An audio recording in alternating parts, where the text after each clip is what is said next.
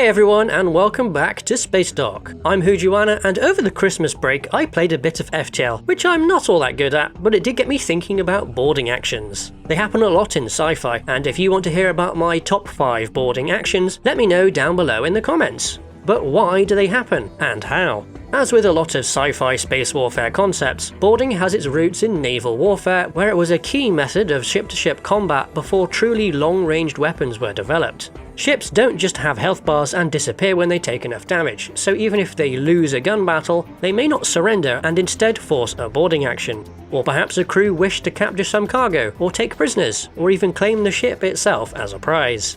A lot here can be transferred across to spacecraft, but there's a whole bunch of complications, some of which depend on the realism level of the setting. Distances can be absolutely vast, and movement more of a challenge than simply heaving to. You may have to match velocities, and spaceship shapes are often very strange and not at all conducive to docking with hostile intent. Vacuum also isn't terribly hospitable towards life, so all ships are enclosed, which further increases the difficulty. But despite all those problems, it still happens an awful lot, and for a huge range of reasons, both in-universe and out. Maybe boarders want to get something specific on the ship, like an item or data from its computers. Maybe they want to plant a bomb because they otherwise are unable to destroy the vessel. Maybe they want to capture the ship or its crew. The most basic way of boarding is just pulling up alongside your target and heading over in an EVA suit, or if you're really lucky, docking directly. This generally doesn't happen that much as it exposes your ship and crew to the most danger. There's just so many things that can go wrong with getting close to an enemy spacecraft unless you can sneak right up on your target. Even ignoring the potential havoc that weapons can cause, engines themselves can be highly damaging, both through their plumes and due to collisions.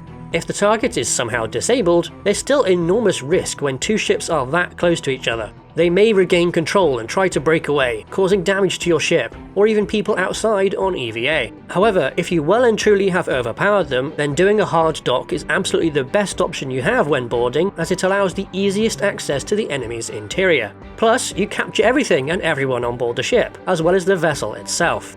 Okay, so some flaws with boarding in this manner, but also it may be a requirement of the battle because you just have no other choice, or no equipment to do it another way. If you don't want to put your main ship at risk, then you can make good use of smaller transfer ships to carry people over. These can be all sorts of things: shuttles, sleds, drop pods, fighters. They can be custom made for boarding and only good at boarding, or pressed into service in a role they were never intended to fill. If you're really desperate, just an EVA suit with thrusters can be used. Using craft like these does mean you put less risk on your main vessel, as it doesn't need to get anywhere near the target. But instead, this just transfers the threat of being shot down to the shuttles or pods or whatever you're using. However, you can send many of them, and each one can just be a fraction of the entire boarding force. Some may be lost, but some will get through. You can even the odds here by mixing in decoys and missiles and other stuff as well. Anything shot down that isn't full of people is absolutely a win here. The next step of the process, which I glossed over a bit before, is the actual act of gaining entrance and boarding the target, which can be achieved in a number of different ways. Firstly, there's just rolling up to an available docking port and opening it, though unless they weren't at all expecting guests, then it'll likely be locked. So some hacking assistance will be required here, either the digital kind or the physical kind. If you don't want to go through the obvious choke point here though, you can also soft dock just to a part of the hull and cut your way in, either slowly and carefully or quickly and explosively. This does require specialist equipment though, and carries risks of its own, such as from causing rapid decompression, or worse if you happen to hit a fuel line or something. Alternatively, you can very hard dock with the hull. The main drawback here is the considerable strain placed upon the pod's occupants, so you better have some inertia dampening tech to prevent them from getting smushed. Of course, it may just be simpler to aim for the target's hangar bay, if they have one and it's left open and unprotected. All you need to do then is deal with defenders and opening doors, which you'd have to do anywhere you dock. All those options are very hard work though, and perhaps you're feeling terribly lazy today and your setting has the wonderful technology of teleportation. This is easily the most direct and potentially deadly option, as boarders can skip all the faffing about outside and go right to their objectives, be it critical personnel or key systems. Drop some Borg right into engineering or the bridge and bam, you have total control of the ship. It's also possible to make use of other teleportation methods that used fixed infrastructure, like this handy Stargate that Apophis was using that forced SG-1 to accidentally board one of his motherships. The usual counter to these shenanigans is typically some technobabble thing that prevents teleporting entirely because, let's face it, it is extremely powerful.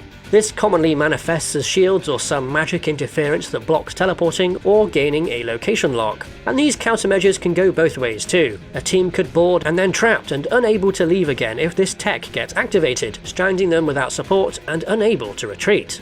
That's just one of the many hazards from entering enemy territory, as, generally speaking, defenders tend to have some significant advantages over attackers. They know the ground, they might have prepared static defenses, they're likely to know where boarders are coming from and can ambush them at choke points. They also are very likely to have control over certain ship systems. This is why you wear a spacesuit. Yes, they can limit your mobility and vision, but so does running out of air. And if things get really bad and boarders are getting close to something sensitive, then the defenders may have the option of scuttling the ship as a denying action. On the flip side, boarders can have some advantages of their own. Depending on how they gained entry, they may very well have a huge element of surprise, and depending on their goals, may not be concerned with preserving the integrity of the ship. They could potentially use all sorts of dangerous weaponry with zero regard for collateral damage, which a defending side would need to be far more careful with. Either way, the demands of the story are going to have the biggest impact on which side is going to win, but it has to be believable. As for weapons, in general inside a ship you're going to have some limitations placed on the choices you have here. They are not a universal feature of sci-fi spacecraft, but small confined corridors aren't going to be a happy place to clear with longer rifles. You're going to want smaller weapons that are far easier to handle indoors, shorter barreled things like submachine guns. You could probably get away with carbines and bullpup rifles and such, but with the increased energy in the rounds of those weapons, there's chances of doing harm to something you did not intend. What about more funky close quarters weapons? Video game logic dictates shotguns would be pretty good in these situations, but equally they may be too specialist. Flamethrowers are atrocious weapons with horrific effects, but inside a small space where they suck up oxygen they'd be very potent, but less useful in zero-G or total vacuum. You don't just need guns though, as ranges are likely going to be so short that hand-to-hand is a damn near certainty, so you don't want to be caught without your handy shotgun axe. Overall, boarding is incredibly important in ship-to-ship combat, but paradoxically, despite how commonly it occurs, it still probably doesn't happen often enough, especially after a shooting battle. After all, ships don't just disappear when they hit zero health. Also, despite the challenges associated with them in space, boarding actions are just such good vehicles for story and character moments that it's easy enough to bend the plot to make them happen. Desperate struggles, tense moments, all wrapped up in something that is a bit different to the usual spaceship fare, so they are well worth coming up with situations to make them happen.